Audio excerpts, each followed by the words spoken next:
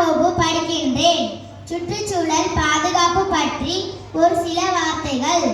அகழ்வாரை தாங்கும் பூவியே, செந்தமிழ் மொழியே, தென்தமிழ் சுவையே, இங்கு கூடியிருக்கும் அவையே, அவையில் இருக்கும் பெருந்தகையே, கூறிய அறிவு படைத்த எம் செல்லங்களே, உங்கள் அத்தனை பேரையும் வணங்கி முடித்து பேசப் போகிறேன் என் தலைப்பை பிடித்து.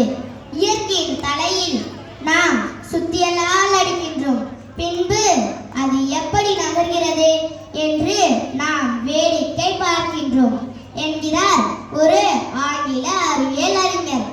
காற்று மாசுபாடு, நீர் மாசுபாடு, ஒளி மாசுபாடு என நமது சுற்றுப்புறம் அநேக மாசுபாடுகளால் சீரழிந்து வருகிறது. குழந்தைகளாகிய நாம் இதை எப்படி தடுத்து நிறுத்த முடியும்? கண்டிப்பாக முடியும், நம்மால் மட்டுமே முடியும்.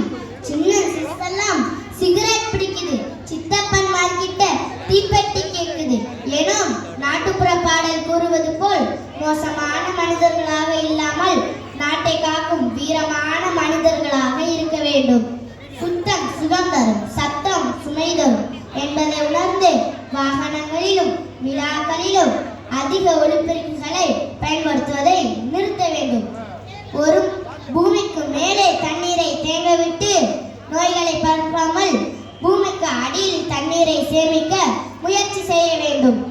ஒரு முறை பயன்படுத்தும் நெகிழிகளை தவிர்த்துவிட்டு கடைகளுக்கு செல்லும் பொழுது கையை ஆட்டிக்கொண்டு செல்லாமல் துணி பையை எடுத்து செல்ல வேண்டும்.